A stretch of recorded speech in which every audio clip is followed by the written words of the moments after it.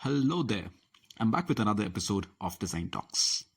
Young designers, architects, and individuals in creative professions go through this one experience at least once in their life. Some learn this lesson early, while some might take some time to learn the same.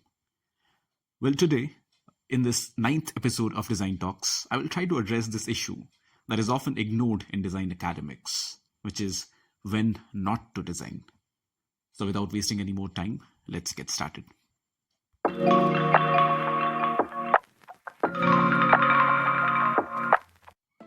Okay, let me tell you a small story first. In a faraway land lived two brothers, Dilip and Pradeep. Dilip once broke his leg and had to use a wheelchair to move around. The wheelchair was a manual one and was a little slow to move. Poor Dilip was fond of speed. He would often ride his motorbike on high speeds.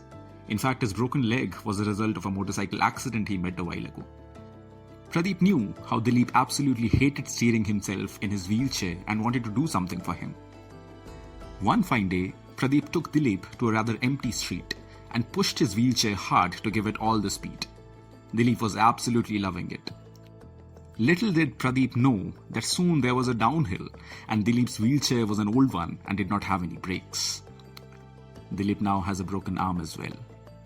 Moral of the story, at times when we are genuinely trying to help someone, we might end up doing more damage than good to them. There's a very popular Bangla proverb, Hite Biporit, which comes from a poem by Sukumar Ray with the exact same meaning. Now, on a serious note, this is a problem that most creative individuals will encounter at least once in their lifetime. So the earlier we learn about it, the better. Nassim Nicholas Taleb, in his book Anti-Fragile, Things That Gain from Disorder, introduces the term naive interventionism. It describes intervening based on an urge to help, without weighing up the potential harm of such an intervention. Out of all the examples Taleb gives of naive interventionism, perhaps the most interesting one is the peer review process, during which reviewers feel the need to suggest edits. But are they always truly necessary? Or are they changes for the sake of doing something? His words, not mine.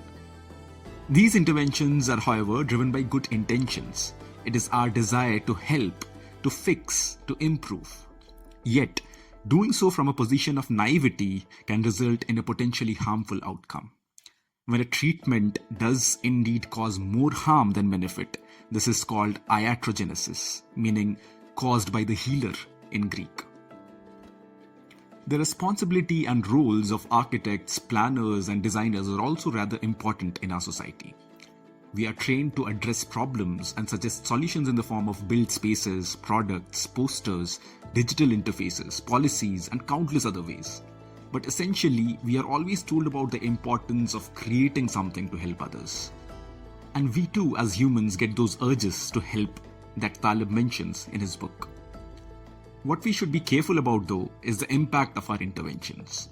A proper and thorough study of our subject and the problem in most cases helps us understand the cause of the problem.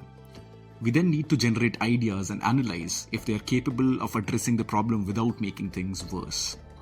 This step of analyzing a solution is what I personally feel is missing in design education today. Ideas that look good on paper are often executed on a full-blown scale without knowing the short and long-term effectiveness and side effects of those, just because we are made to believe that our job is to create and intervene. This notion needs to change. We ultimately need to add value and not harm anyone or anything. And in some cases, that can be done by doing nothing.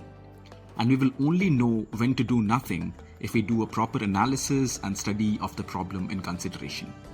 Countless policies, products, and strategies with millions and billions of rupees worth of budget fail across the world because of this.